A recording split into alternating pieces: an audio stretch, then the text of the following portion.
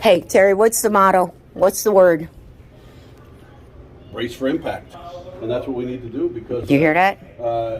You guys and girls know it better than anybody. You were out there and you were on foreign land and domestic land, and unfortunately we have domestic terrorism here right now. Yes, we do. And I'm sorry, and I don't care if you're a Democrat or a Republican.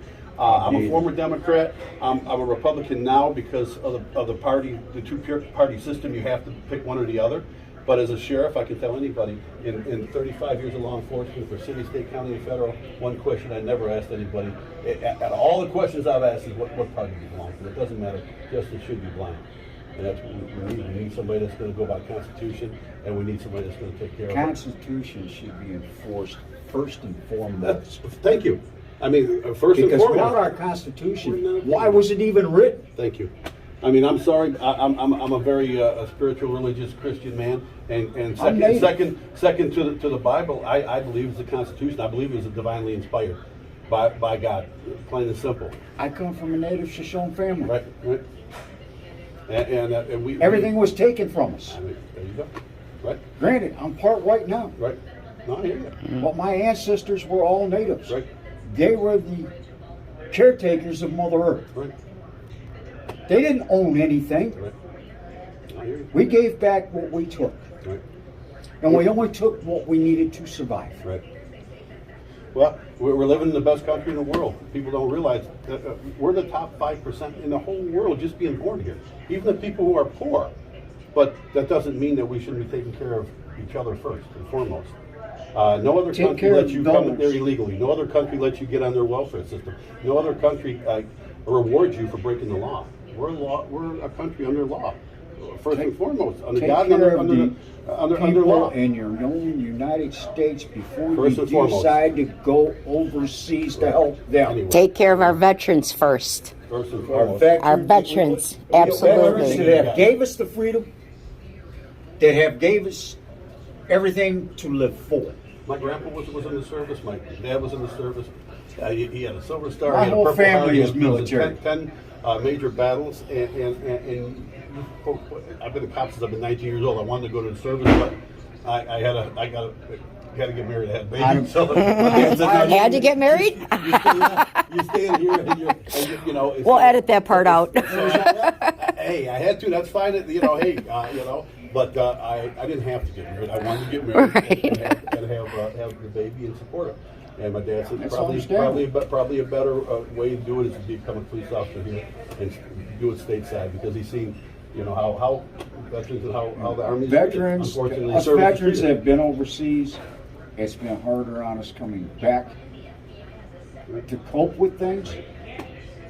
That's the reason why so many of my brothers from Vietnam are still sitting in the VA hospital, because they can't cope with today's world. And how can we not have facilities? I mean, thank God for Sandy Bauer and folks like that. I agree. And to have a building like this, and I was just speaking with her earlier, still the only one in Michigan I'm aware of that has facilities for female veterans. I can't believe that's even possible in this day and age, with the females serving with the men, that we don't even have facilities for females. That tells you how backwards this country is, taking care of our veterans. But we're giving all this money, we're flying illegal immigrants in. Hey, they're building a new facility at 19 in Van Dyke to house 450 Iraqi supposed families. I personally don't think it's families. I think they're military age nationals. Well, but 450 families coming in to 19 in Van Dyke. But our veterans are still struggling. Ridiculous. All I'm saying is, don't get me started. Let's do it legally. My family came here. I'm sure everybody's family came here, except for obviously if you were here before, or if you're African American, and unfortunately you didn't come here by choice. But that being said, now that we're here. It's ours. We have to take care of each other. And we got to take care of Americans first. Exactly. Amen. That's all we can do. So God bless you guys. If I can do anything for you. Like I was saying, my father's family, all but his youngest sister and his youngest brother, were all military. Myself, my second to the oldest brother, were both Army. My dad was Army. All my family, all my uncles, all my grandpa, my dad, everybody was in the service. And that's what we need more of now. I think we need to have these kids go and be servicemen, be servicewomen, like they do in Israel, just to show and give the commitment to the country and do their part in service. Because you know what they say: weak times make weak men, hard times make hard men and hard women. And we've had too many good times right now, and we got a bunch of weak men and weak women that are giving this country away.